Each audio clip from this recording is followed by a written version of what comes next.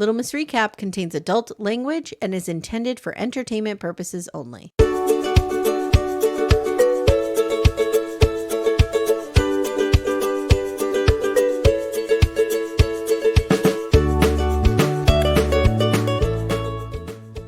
everyone, welcome to Little Miss Recap, the podcast where no one's heard of Google and Preach has to use like an Ask Jeeves type search engine to do his research on people. Dude, what was he using? I don't know. He's ridiculous. He's ridiculous. Although this is the podcast where we just love Bert. We do love Bert. And we see some of Bert's precious Bert's anxiety. I know. This episode. He's carrying the weight of that down on his shoulders. Our little Bert. Mm-hmm. Man, I mean, no wonder he goes down the wrong path. Guys, I'm Amy Archer. I'm here with my little ray of sunshine, Steph. You're very yellow today. I am very yellow today. You got your yellow door in your background. You got your yellow shirt on. You're all yellow. I'm feeling very bright. You're a little ray of sunshine. I'm a little ray of sunshine. But I do have a little news to break here. Oh, no. I got in trouble. Well, not in trouble, but Timmy heard us gabbing on McBee Dynasty about me joining a certain Schmurthy Shop organization for $300. And he was like, $300? Did we spend that on Mary Brown? I was like, where'd you hear that? Oh, no. Amy, that's when you lie and you say, oh, Stephanie and Amanda paid for part of it. It's for the podcast. He goes, okay. All right. Timmy, It's for the podcast. You know, I mean, I can pick out all the things that he gets. I mean, I don't know that I really can, but I'll come up with something. Let me do a check real quick, a check into the Worthy Up group and see how many people are in there now. Oh, 28. So we've had somebody join. There's only 28. There was 24 last time, right? You checked. 27. Oh, 20. Oh. So only one person joined. Wow. But is that like a one-time fee or is it like a yearly thing? What is it? It's a yearly thing. But what are you getting for it? I don't know. Nothing. You didn't get anything? I got a workbook, a mug, a hat, and like a notepad. But what is the whole point of this platform? This Facebook community. You get the exclusive Facebook community, which is bullshit garbage. Okay. And then you get like a Wednesday Zoom, which I've not been able to do with her yet because the Zoom from last week, there were only 4 people on. Yeah. And so you didn't join? No, I didn't join because I got to be careful. Like I can't fly too close to the sun. You know what I mean? If there was like 30 people, I could blend in. But like, can't you join? 4, she's going to see me. Can't you join? I mean, she has to know you've joined. Right, but I don't want to stick out. Like I'm just kind of quiet in the Facebook group. I don't say anything. I don't comment on anything. Yeah. What do they talk about in there? It's just garbage. It's like, how'd you worthy up today? What inspires you today? Like just stupid bullshit that is so boring. So she's basically charging people to post in her Facebook group. Pretty much. Oh my God, that's bonkers. It's real bad. People are actually paying for it. Well, 28, but 5 or 6 of those profiles are her and Jen and the administrators. So there's really only probably like 20 people in there. Yeah. Okay. Maybe she was thinking it was going to be much bigger than it turned out to be. I think she thought there was going to be hundreds. Yeah. Maybe. She's an idiot. Oh, yeah. This wasn't very well thought out. I feel like. I mean, just look at the launch. It was terrible. Yeah. It's gross. Video. Anyway. But guys, if you listen to our Sister Wives Rewind on Patreon, I give full updates at the end of every episode. So you'll get them there. Okay. Are you ready? All right. I'm ready. I'm hearing. Okay. I'm ready. Virgin River, Season 1, Episode 8. Into the Light. Into the light. Carol Ann, come into the light. Oh, God. Carol Ann. So we open on Mel having a flashback of Mark dying, and she's essentially having a night terror. A lot of night terrors going around here. Yeah. What is it about Virgin River? Have you ever? Okay. Yeah. So, I've had night terrors. Okay. Me too. But to the point where like you jumped up and screamed like she did in bed? Yes. Really? Yes. I went through this period of time when I first started dating my husband where I had a night terror like once every night for like a whole month. And like he was with me, but I would have dreams about my ex-husband. It was so weird. Like the trauma dream. Yes. And I would wake up screaming, crying. Really? I don't think I've ever done that. I'm a crazy dreamer. Like I have the most insane, bizarro, weirdo dreams ever. But I'm not really like a nightmare-y kind of person. Isn't that weird? Yeah, I have some bad nightmares sometimes, but I think about a lot of dark shit. I mean, I do too. Like I was listening to Reality Gaze, and Matt Maher, his dad passed away a few years ago, and it was a whole thing. Like he had cancer, Matt cared for him, you know. Yeah, I feel and that. Matt jokes around that his dad lives in his, I'm going to spell this out, Alexa. Okay. And so like it's kind of you know, a little thing on the show, right? Yeah. So Jake's mind automatically goes to, well, what do you do when you have to get a new one of those devices? Like it's like your dad dying all over again. Oh my gosh. And Matt was like, oh my God. And in that moment I felt so seen, because I'm the one who always goes to the dark thoughts. That's me. I'm always like, so I think I just have a predisposition to think of negative stuff. Like that's not wild. negative stuff, but I remember when our friend Nina, her dog died and then her car broke down in the same week. And I remember I said to her, oh my God, it's almost like poetic that like your dog died and took your car, and it's like your old life is leaving you. And she was like, crazy? I can't even believe you just said that to me. That's how I think of things. No, in a situation like that, that's a thought that I would have. But maybe you keep those thoughts to yourself, Amy. Maybe. To yourself. I mean, maybe. Yeah. I don't know. But that's where I go all the time. So I think I have night terrors like in periods of transition in my life. And I think it's because I'm scared. Okay. Subconsciously. And that's where it comes out. My dreams are always like just really bizarre. Like my favorite dream of all time is one night I was partying on a boat, like on a yacht with Snoop Dogg. And we were all wearing white. Like what? And he snorted cocaine out of my belly button. Okay. Let me just say why this is so ridiculous. One, I love Snoop Dogg. Anybody that knows me knows that, like, I love him. Yeah. But two, I've never been on a yacht. Like, where, how? Right. And three, I've never done cocaine, nor would I. Right. But Snoop Dogg apparently likes it. Would you let Snoop Dogg snort cocaine off of you? Yes. Okay. I would. There's not much I wouldn't let him do. Would you let Bert snort cocaine off you? Oh, poor Bert. I mean, I wouldn't, only because Bert needs to be protected. He does. Bert needs to be protected. So Joellen comes in. Again, invasion of privacy, invasion of space. Always. Pounding on the door. I thought I heard something. I don't even know if she knocks. She just comes in. No, she just comes in. Like, I thought I heard something. Are you okay? Yeah. Like, oh, I just... What if I was masturbating? Oh my God. What if that was masturbation sounds? Like, ah! Oh my God. Are those the sounds you make? Oh my God. And Joellen just burst in, and there I am with all my sex toys on the bed. Like, excuse me. So the power's out. And of course, whenever there's a power outage, the entire team meets at Jack's bar.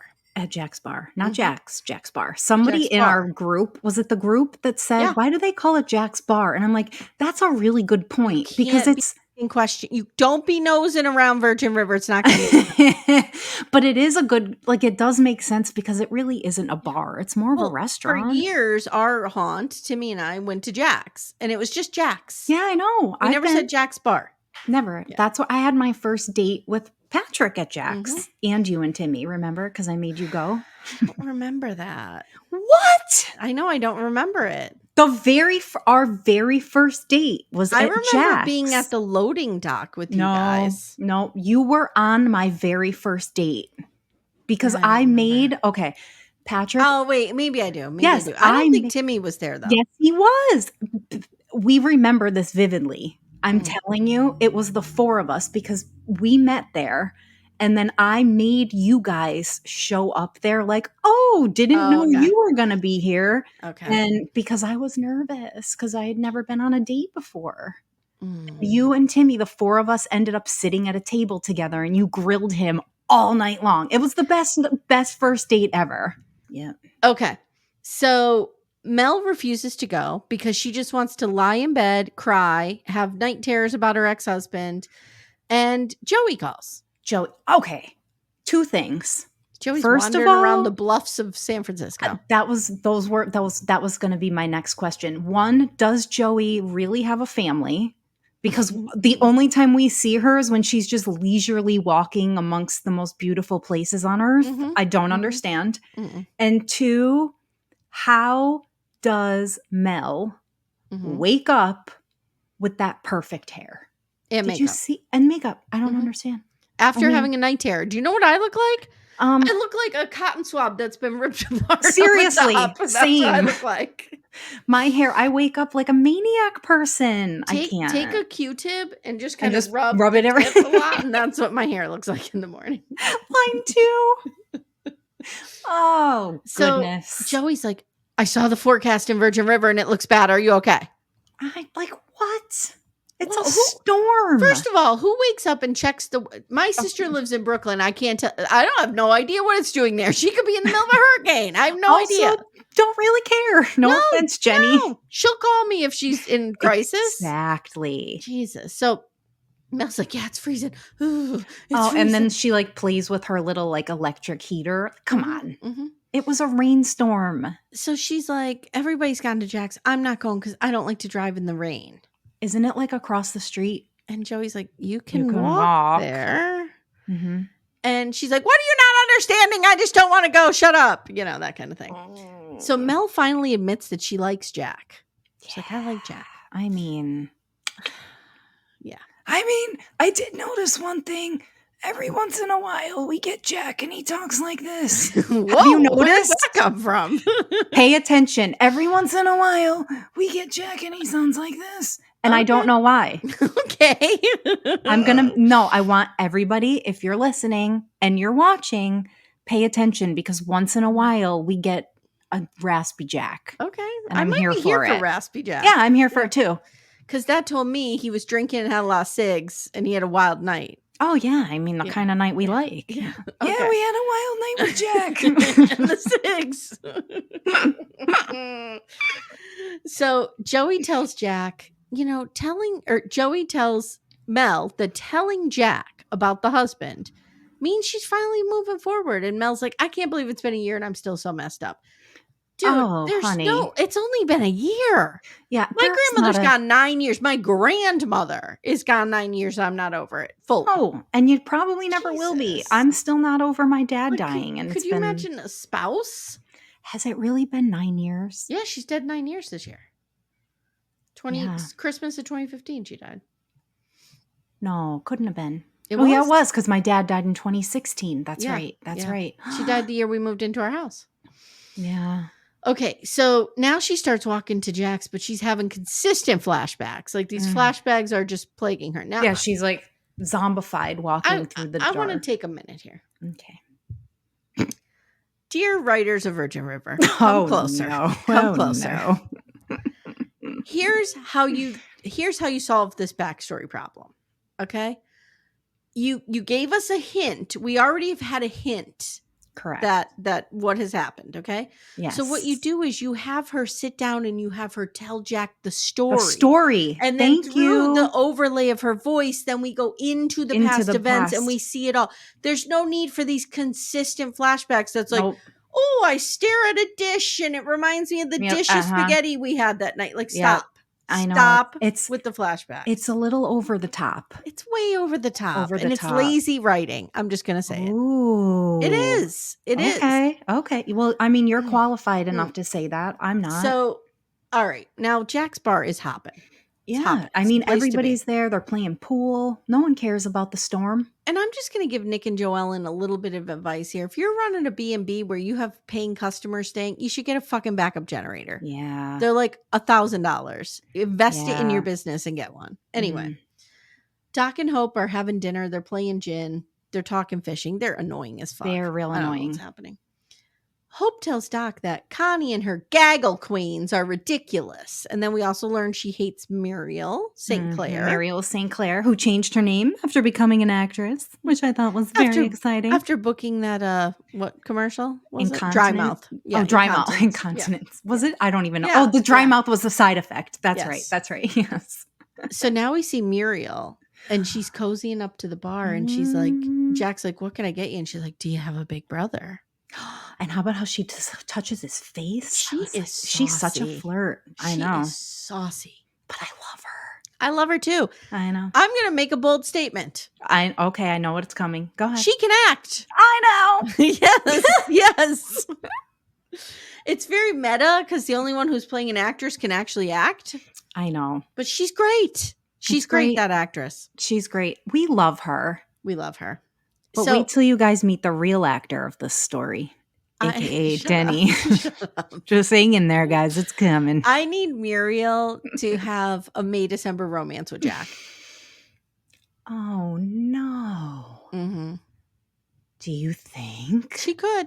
That would be me writing I mean, that would be you writing the story for sure. Like Mel just, I don't know, Mel gets crushed by a log in the woods somewhere. And she's pinned under it. She's not dead, but she gets pinned under it. And she's like for Bert paralyzed to get there, so it's going to take a long time. And so Jack thinks she's gone, and he moves on with Muriel. Wow. He moves on real fast from Charmaine. Real fast. He moved on before it even started with Mel. Wow, Jack. Wow, sir. Hey everyone, stay tuned. Little Miss Recap will be right back after these words. Connie approaches Hope and Doc, and she's like, I want to apologize, but Hope will not speak to her. So Connie invites Hope to the sewing circle to cross-stitch a quilt for Lily, because Lily's doing so much better. That doctor in Clear River. I know. It's really helping. Mm-hmm. I mean, Clear River is where it's at. It's the big town. That's why Bert's got those big biceps. So Mel comes down in Jack's clothes, and Hope makes a quip about it. Like, or no, it's Connie. She's like, oh, I didn't know you owned flannel. And she's like, well, they're Jack's. And she's like, So Jack says to Mel, I've never seen clothes looking so good. What? Oh, God. What? I know. And she's like, some things I miss about LA. And he's like, what? The traffic? The smog? A little gun violence? She's not wrong with any of those things. No.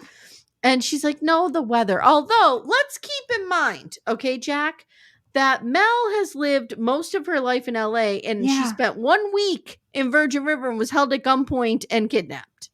That's wild. Just saying. Which is the safer option here? Seriously. Jesus. Okay. So Connie now breaks the news that Charmaine has broken up with Jack. And Jack's like, she dumped me. No, she didn't. You dumped her. What are you talking about? Exactly. Crazy. Bert comes in. Steph, were you excited to see him? You know I love my Bert. My little town mater. Bert comes wandering in, and he's had a day. Poor Bert. So he gets a beer. He's like, give me a beer. We learned that he broke an axle on his truck. He's had a rough day. He did, and he hurts his hand. Mel notices that he has broken his fourth metacarpal. And it's a boxer's fracture, is what Doc says. Who's he punching out? Maybe he's punching Brady. He needs an x-ray, but Bert doesn't have health insurance. I know, but Doc, but of course Jack knows that Doc will figure it out. Doc will figure it out. Yeah, he will. Do it. Doc's like, I could handle this. This is, I forget what he calls it. Something. Yeah. A simple set. Something like that. And I wrote, now? You got to do this now? Right this guy's now? Been living with this hand this way for like a week. Can't you wait till the power comes back on? Serious. And then, of course, Jack has to go. Doc thinks he can handle it at the clinic, but Jack, the alcohol police, has to give him a quick breathalyzer. How about that? What? Amy, I have a real problem with that. Mind your own business. Yes, stay in your own lane. 2 whiskeys. Take it from me. He could drive to the clinic. But come on. Look who's talking. Jack? Yes, that's I know. my point. He keeps the flask in his boat. He's sipping out of that flask and then driving Mel all around. No one cares about that. Look, Doc is a Unbelievable. seasoned, gristled veteran. Yeah. He's not over the limit with 2 whiskeys. No, he's not. And Jack, mind your business. I would argue he shouldn't be performing surgery with 2 whiskeys. I would agree with But that. he could drive to the clinic. He could drive Mel agree. over there. Okay. Anyway. I mean, are we condoning drunk driving? I don't think he's drunk. No, I didn't think he was drunk either. I'm kind of just kidding. No, I know. But there is like a legal limit. Like you can, first of all, he's had 2 whiskeys probably over the span of 3 hours. Right. He's probably fine. He's probably fine. Yeah. I mean, he's Doc. I would be a terrible cop. I'd be like, you look fine. You're good. Go ahead. You can stand on that 1 foot. So Jack is going to go as well because he has to drive. Now, you just bitched at Preacher. That's my point. What is happening? He's allowed to do whatever he wants because he's Alan Gore. I don't understand.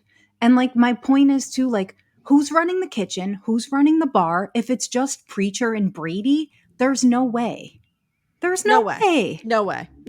Well, Ricky and what's Ricky? What's his face? Yeah, that's what I was just going to say. Yeah. At the clinic, Bert is having like an anxiety attack. Oh, I know. Little Bert. About not being able to get to their car quick enough and them being held prisoner. And he's all fixed up. And when he's leaving, he says, once Shirley hears about this, you got a cobbler coming your way. Oh, and my heart melted. Little Shirley. First of all, cobbler's delicious. I love a cobbler. Peach Did you cobbler? ever make one? Yes, I know. Of course I have. I know. Mm-hmm. I love cobblers. Me too. They're fun to make. They're easy to make. Okay, I've never made one. I made an apple cobbler, I want to say. Let me see how difficult the recipe is. Apple cobbler. This is what the people pay for. Okay.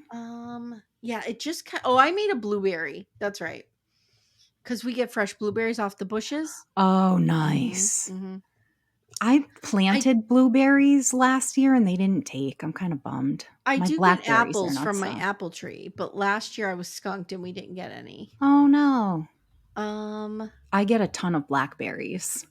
So I made a big thing of blackberry brandy last year. Yes, I remember. It's good. I still have some. So you're making the apple filling. So you're basically caramelizing the apples. You make the batter. Yeah, it was pretty easy. And then there's like that, it's more like a cake, like a thicker batter on top. Mm-hmm. And then you break it up, you put it into a bowl with ice cream. I mean, say no more.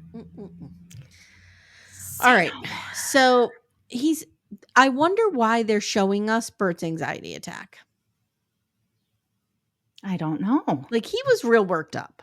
He was real worked up. But now that you're saying that, I don't recall. Do we ever see Bert like have a breakdown later on? Am I forgetting something? I think we might. I can't remember, but I think we might.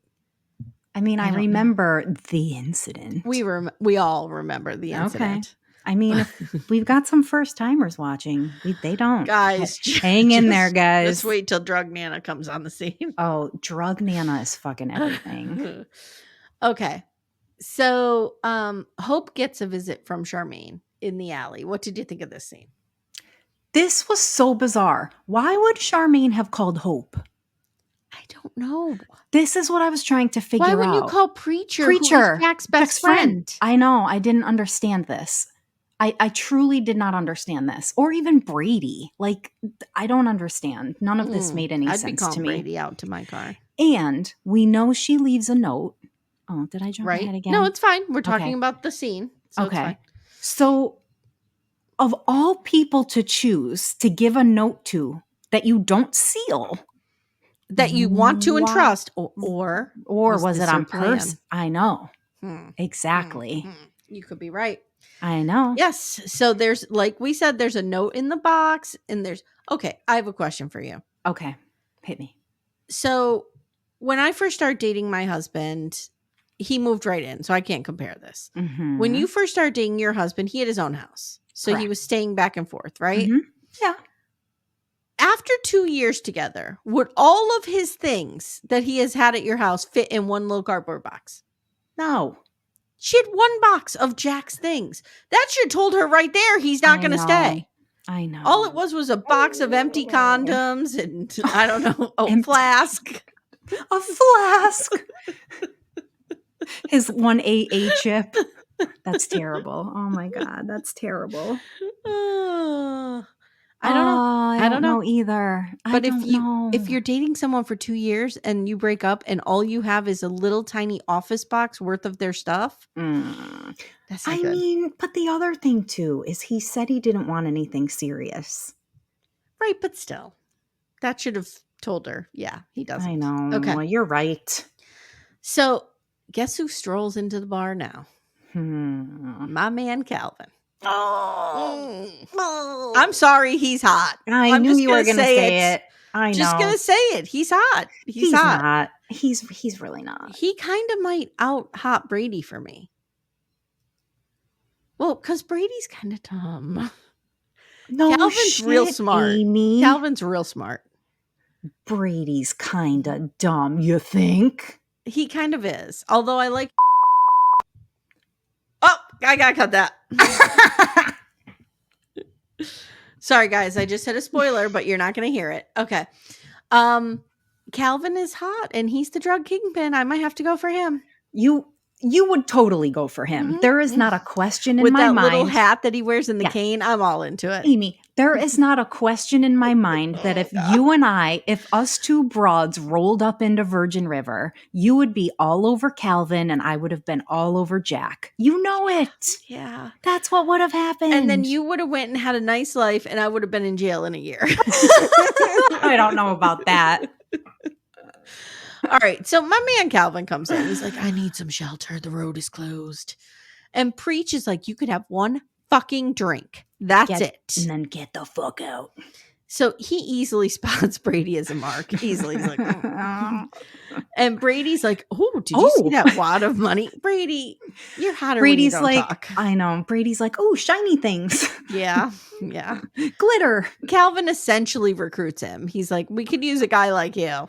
Come on over. Oh my God. The guy who doesn't know enough to ask questions. Come on over. This just reminded me of, I have to find in the group when Patrick made that picture of you and Brady photoshopped that I posted in the group. Yeah. I have to find that. Yeah, That's we need funny that shit. picture. We do need that picture. Absolutely. Okay. So Jack and Mel are driving now, and he has something to show her. They seem to be driving for half an hour, but they're just going to the cabin. Truly, it was a long time. Like she had time to have a flashback. She had a whole flashback. A whole time to like ponder what she was going to say to Jack next. And I mean, here's how this scene should have went. Okay. Cut out all the flashbacks from before. Okay. All we needed was that initial flashback that she had like last episode, I think. Okay. And then she says he's dead. Okay. So we know this. So I'll be Jack. Oh, we're going to reenact. Okay. Well, there's not really much to act out. But we're making it up. Okay. Well, you just said this is how it should go. So we're going to reenact how it should go. Okay. So they go in the cabin. Yeah. And Mel sits on the bed. Mel, welcome to your beautiful cabin. I worked really hard on this. And she says, Jack, I need to talk to you about my husband. Mel, I'm here for whatever you need. Tell me what it is. So he comes over and he sits on the bed with her. I'm going to hold you. She tells him the story. He's embracing her, guys. He's got his arm around her. She tells him the story, and you see the whole flashback. I know. Then we come out of the flashback. Yes. And he, they have a warm exchange. He might be like, I'm sorry you had to go through that. I'll be it. I'll do it. Ahead. Mel, I'm so sorry you had to go through that. I'll never let anything like that happen to you. I'm going to take care of you forever. Right. And then she has the conversation that she had in the truck, which is like, loss is never, death is not the end of things and blah, blah, blah, blah, blah. And then they kiss. That's how it goes. Yes. Mel, I'll be your new beginning. That's what he'll say. And they start making out. Yeah. And that's it. Never be all these flashbacks. One period of backstory is all we needed. I'm with you on it because the flashbacks are real annoying. And I'm going to tell you why. I don't like her husband. Oh, I thought her husband was a cutie. Oh, but he's short. not. He's too short. He's not my type. He's too clean He's cut. short after I just said Calvin was hot, who's 5'5" before. And he's like 5'2" with a cane. Yes, I don't care. I even like Bob Durst, who's like 4'11". No, he's literally like a leprechaun. Calvin comes in with his shillelagh. He really does. He really does. So we're terrible people. I'm not. I'm a broken person who is attracted to terrible men. But like, who am I to make fun of a short person? I'm hideous looking. Let me just put it out there. I know. Okay. So they're in this cabin. Now I want to talk about it. I love this cabin. You're telling me that Jack, she's been in Virgin River, what, 2 weeks? That Jack completely gutted this kitchen or this cabin, not only redid the entire thing, but went shopping and decorated I know. I need to know who did that. There's no way he did that. Down to the touches of having a lantern on the fireplace mantle. I know. What? I He know. even picked out the throw pillows and the bedding. You just took the words out of my mouth. It would be a cold day in hell before I let a man pick out my linens because I'm a psycho about it. You know what I think he did? I think he probably did what I did when I got my first apartment, which is you save up like your $200, right? And you go to the dollar store. They don't have Kmart anymore, but you just hit the Kmart, the Martha Stewart every day. Brand. For my first apartment, I bought all of my silverware and kitchen shit at the dollar store. I'm not even kidding. I was also 18, but that's what I did. That's what you do. Yeah, I was like 21. That's what you do. Yep. Oh. So, but this is all like Pottery Barn shit. But this is not cheap shit. This cabin is beautiful. I mean, it's fucking magical. It's magical. It's magical. The ambient lighting is already on full display. I mean, the candles are coming, guys. Yep. Hang in there. He says, I think you've been through a lot and I want to help you. And he says, I hope you stick around. And they make out. And it's kind of, and he says, are you sure about this? But did you notice they had to have like him and Charmaine completely broken up before he even kisses Mel? Whatever. Yeah. That's it. That's it. It was a good episode. It was a good episode. It was a good one. Yeah. Yeah. It is a good one. Let me get the description for next week. Ooh. You guys, I love this. I hope you guys are enjoying it because it brings me so much joy. It just does. Okay, here we go. All right, we're going. Everybody Has a Secret, episode 9. Hope urges Jack to read Charmaine's letter. Preacher confronts Paige with his new knowledge, and Doc and Mel work together on a pressing case. Whoa. Okay. I missed a scene. I don't know why I missed this scene where the bar closes and Preach continues his investigation. And that's where we see that Michelle Logan is wanted for kidnapping. And just then Paige comes in with the pie emergency. Yes. She has to store the pies. And as she's leaving, he's like, who's Michelle? And she slams the door. She's like not even paying attention. He's like, ugh. Yeah. So there's that, guys. Dumb. Yep. There is that. So what will happen? We don't know. We have no idea. No idea. So, but you know, we're here for whatever happens. We're here for it. Guys, join us on Mondays. We're covering the McBee dynasty. Which is so good. I feel like it was made for me. It's real good. It's so good. It's real good. It's real good. All right, guys. Thank you so much for listening. If you haven't already, join our Facebook group, Backdoor Friends, and follow us on Instagram at, what are we at? Little Miss Recap. Little Miss Recap would be it. Yes. Yeah. Yes. And leave us a 5-star review. Leave us a 5-star review. We welcome them. All right, guys. Please. Thanks so much, and we'll see you next time. Love your puns.